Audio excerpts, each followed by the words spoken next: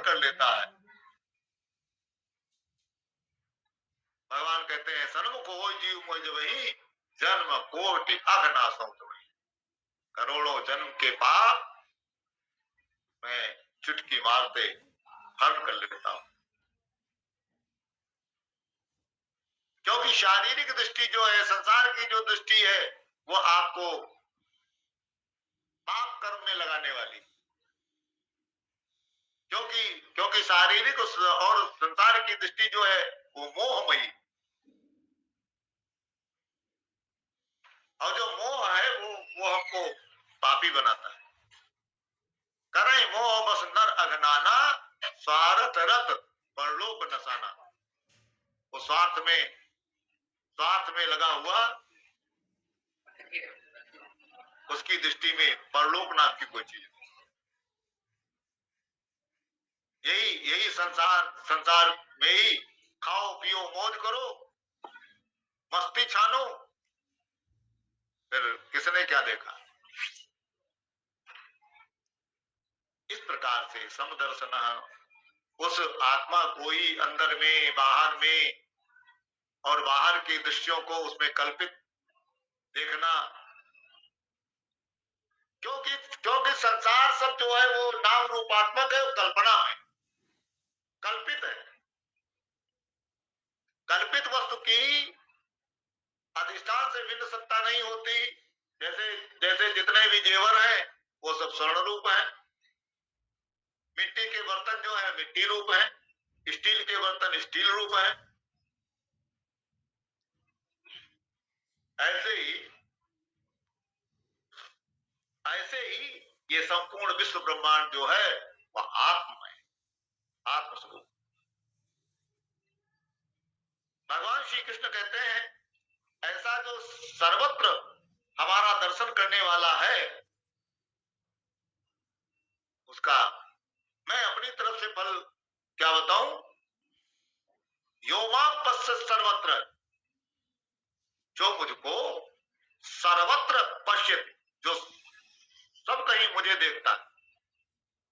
सर्वम चामयि पश्यति, सब कुछ मुझ में कल्पित देखता है।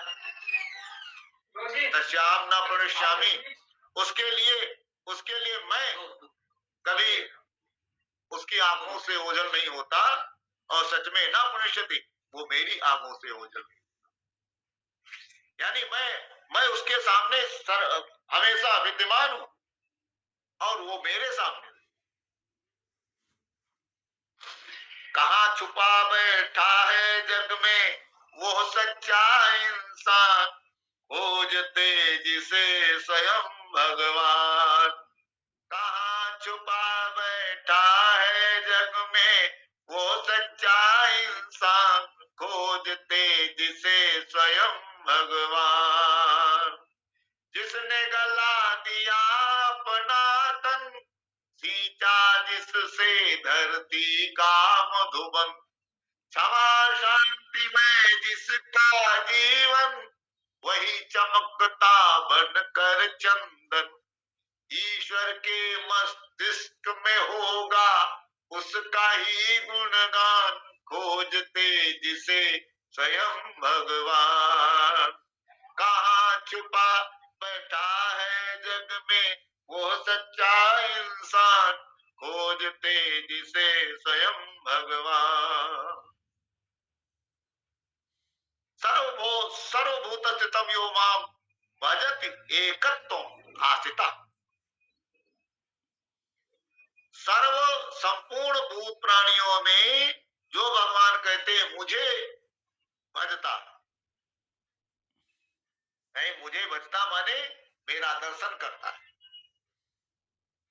जब मेरा दर्शन करता है तो प्रिय तो जागृत होता है, द्वेष जागृत नहीं होता, प्रिय तो जागृत होता है। अंतर की भावना जब नहीं रहती है तो बाहर क्लेश ही क्लेश रहता है। इसीलिए व्यवहार में सज्जन लोगों ने हमेशा अंदर में बैठे हुए गुणों का महत्व दिया। आज लड़के वाले लड़की को देखने के लिए जाते हैं और लड़की वाले लड़के को देखते हैं, क्या देखते हैं? खाली शकल सूरत। शकल सूरत देख ली और लड़का करता क्या है ये देख लिया, लड़की क्या करती ये देख लिया। पढ़ी कितनी है, पढ़ी पढ़ी होगी तो नौकरी चाकरी करेगी, इसका पैसे का लाभ हो जाएगा। लड़का है, पढ़ा लिखा है, हमारी लड़की को खिला पिला लेगा। अरे भाई, गुण भी तो देखना चाहिए, गुण भी तो देखना चाहिए। कैसा है आजकल, आजकल देखता ही नहीं कोई। अगर किसी लड़की या लड़के का चित्त कहीं दूसरी जगह लगा हो, क्या देखोगे? तो देखा जाता हो चरित्रवान है कि नहीं, चरित्रवान है कि नहीं, वो धर्मवान है कि नहीं।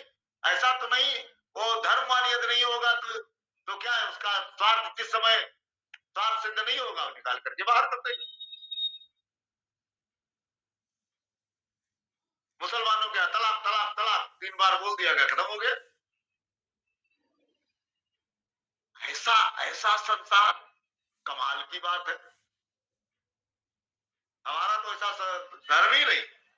यहाँ तो तलाक शब्द ही नहीं है। तलाक शब्द तो उर्दू में है, हमारे यहाँ हिंदी में तो है ही नहीं, संस्कृत में शब्द ही नहीं। क्योंकि यहाँ एक बार संबंध हो गया तो हो गया। व्यवहारिकता है, जिससे जिससे आपका संबंध हो गया उसको निभाना ही पड़ेगा आपको।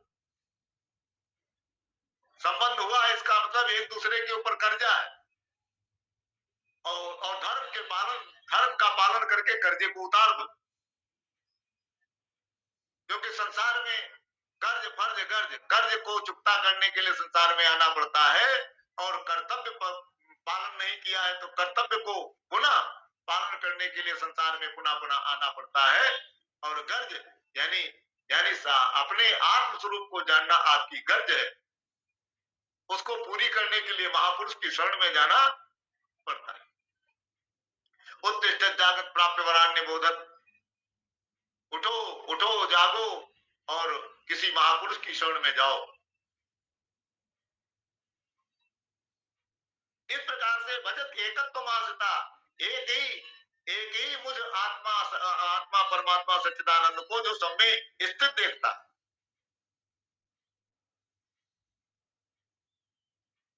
उसके चिंतन में रत हुआ, जो सब में स्थित उस परमात्मा को देखता, सर्वथा वर्तमानोपि, वो संपूर्ण कार्यों को करता हुआ, संपूर्ण कर्म करता हुआ, खाता हुआ, पीता हुआ, सोता हुआ, जगता हुआ, चलता हुआ, फिरता हुआ, और तमाम नाना प्रकार का व्यवहार करता हुआ, विवाह पाणी ग्रहण करता हुआ, आश्रम के धर्म का पालन करता हुआ, वर्ण आश्रम के धर्मों को पालन करता हुआ। भगवान कहते हैं सर्वथा वर्तमानोपि स योगी मयि वर्तते,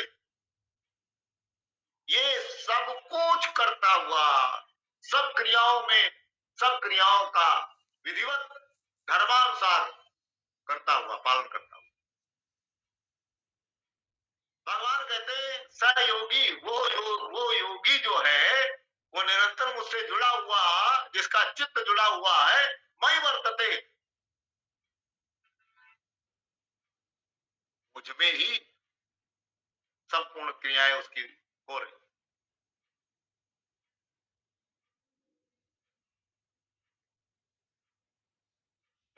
मुझसे भिन्न नहीं, मुझसे अलग हट करके नहीं। इसलिए उसकी सारी क्रियाओं का, शारीरिक क्रियाओं का, कर्मेंद्रियों का, ज्ञानेन्द्रियों का, जो यद्यपि ये दोष युक्त है, शरीर भी दोष युक्त है, इंद्रिया भी दोष युक्त है, मन भी दोष युक्त है, और बुद्धि भी दोष युक्त है, क्योंकि संसार को ग्रहण करने वाली है, लेकिन संसार को ग्रहण करने वाली होने पर भी, दोष युक्त होने पर भी उसको कोई दोष नहीं लगता। ये आत्मचिंतन,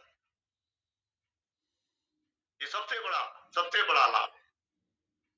उसको कोई दोष लगता ही नहीं।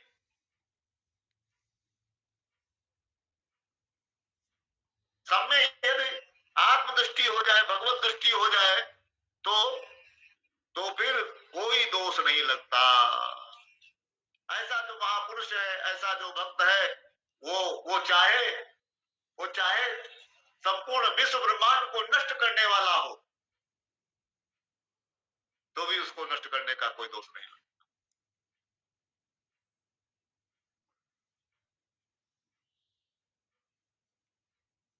इसलिए समम पश्यति अर्जुन, मैं जो एक रूप से, समान रूप से, हे अर्जुन मैं बैठा हुआ हूं, ऐसा जो देखता है, सुखम वाय बात, वो चाहे सुख की स्थिति हो संसार में, चाहे स्थिति हो, लेकिन वो चाहे दुखों में, चाहे सुदामा के जैसा उसका जीवन, जिसके बच्चों का पेट भी नहीं भर पाता था। पेट न भरने में हेतु क्या है? एक तो व्यवहारिक दृष्टि से सुदामा जी अयाचित ब्राह्मण, और दूसरी बात ये शरीर का प्रारब्ध था। तो अयाचित ब्राह्मण थे, तो अपनी भूख निवृत्ति के लिए मांगने के लिए जाना नहीं, ये उनका तप था।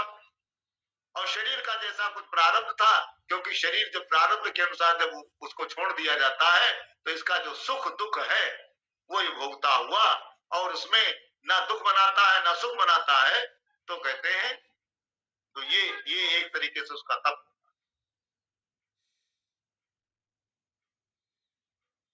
वो तपस्वी का वो तप हो जाता है। भगवान कहते हैं वो ऐसा योगी वो श्रेष्ठ है।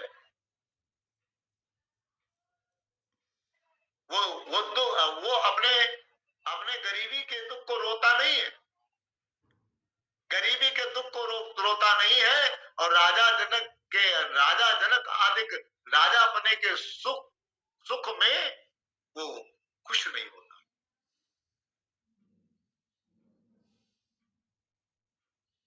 शरीर के प्रारब्ध से होता है, न दुखी होता है। लेकिन वो सुख दुख जब विस्मरण होता है, जब आत्मविस्मरण होता है, संसार के सत्यत्व की भ्रांति होती है, कदाचित वही विस्मृत व्यवहार मां कब हम ज्ञानी संत, कभी कभी ऐसा हो जाता है, ज्ञानी संतों को भी विस्मरण हो जाता है, या वृद्धावस्था आने के कारण शरीर का प्रारब्ध उसी प्रकार का होने के कारण, शरीर को उस प्रकार से, क्योंकि प्रारब्ध से शरीर हुआ है, तो वो स्थितियां सब वैसे ही बनती हैं। लेकिन हर स्थिति परिस्थिति में वो अपने आत्म स्वरूप का ही दर्शन करता है, उससे इधर उधर उसकी चित्त की वृत्ति नहीं करती।